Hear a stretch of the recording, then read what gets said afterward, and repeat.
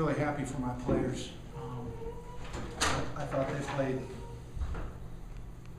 exceptionally hard from start to finish, and I think A&M is a terrific basketball team, and I just really am happy for my players that they got to experience this, got to play this way, perform like this on a night when it mattered so much, and so I'm just very, very pleased for them. Very disappointed that they've had to listen to and hear and probably unnecessarily read a lot of the negativity that's been said about us, and I'm happy that they had a night like tonight. We had 3 great days of practice this week, and so again, it kind of fuels what I believe in terms of a lot of times play reflects preparation, and performance reflects preparation, and now we have to go on the road and put something behind it in 48 hours, and we know that's going to be difficult, so we'll do the best job we can of getting prepared for an Ole Miss team that had a very good win last night. So we're really happy, really happy for my team and the way they played. Does this performance, though, performance of this caliber, make some of the lesser performances they've had that much more confounding? That you know that they can be this good? You know, it is what it is, and I can't change the other performances. I can't change the performance tonight. I can only try to affect the performance on Saturday, and but sometimes when your minds are clear, it allows you to play better, and so maybe there were some clearing of minds and clearing of hearts this week, and you know, again, we played like a basketball team that was hungry. We played like a basketball team that was together, and we played like a basketball team that really cared, and I'm happy for them. Are you saying then that you had sort of an airing of grievances this week, where guys got things off their chest? I didn't air anything,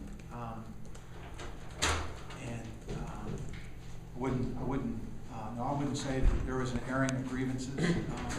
No magic meeting, no closed door team meeting. Just some guys that maybe refocused and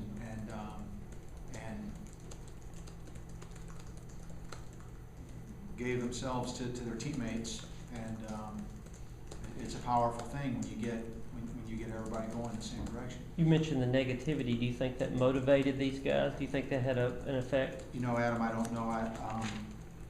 I've been trying to motivate these guys all year long, and with varying degrees of success. So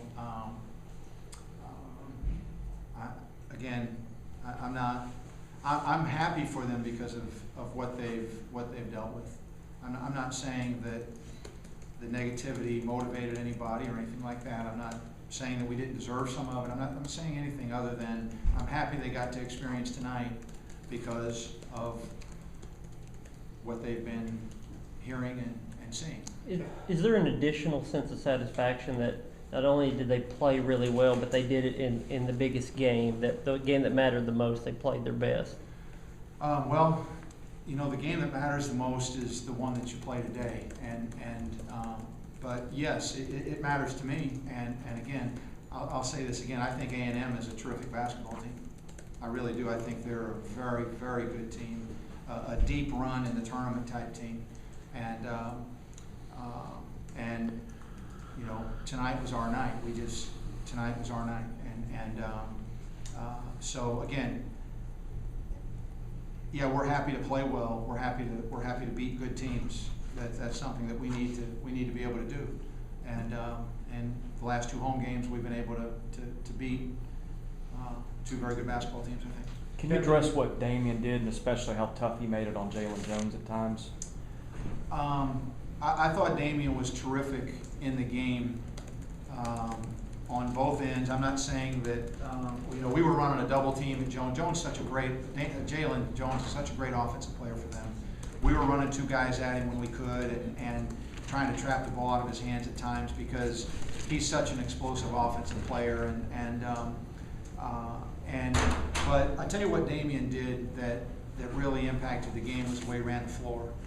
When we would convert, when he didn't get the rebound, when we would convert from defense to offense, there were about 10 or 15 occasions now he looked like he was shot out of a cannon. He was going so fast, and that put pressure on their transition defense and got us some open shots on the perimeter.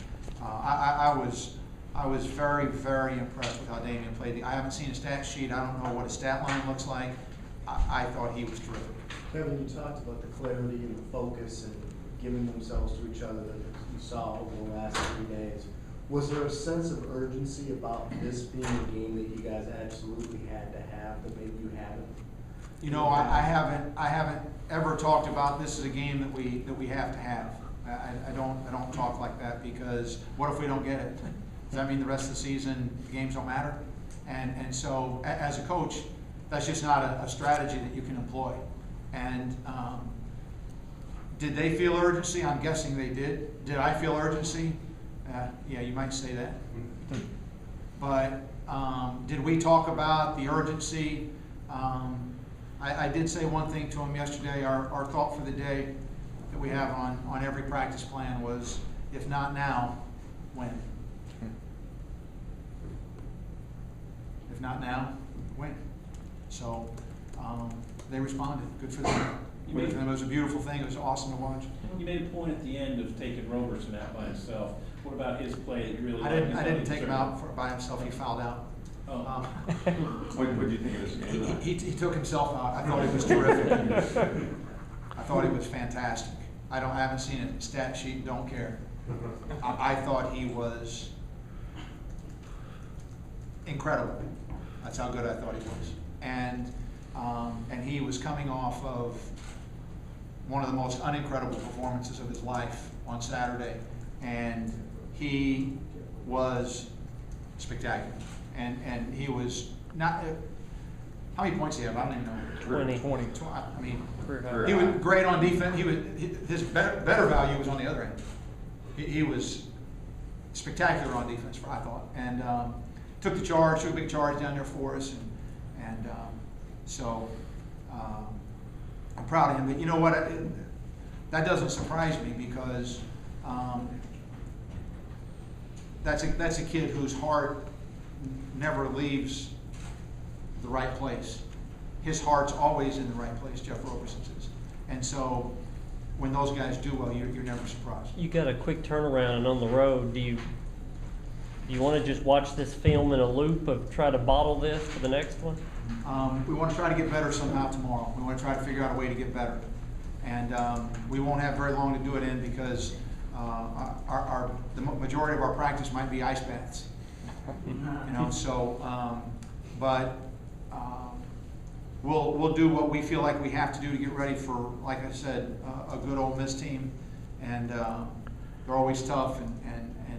But again, I'm gonna let these guys I'm not going to let them. I hope they enjoy this tonight, and tomorrow we'll come in and try to get ready for that. What's it do to opposing defense when Luke makes a couple threes early like that? You know what? I don't know.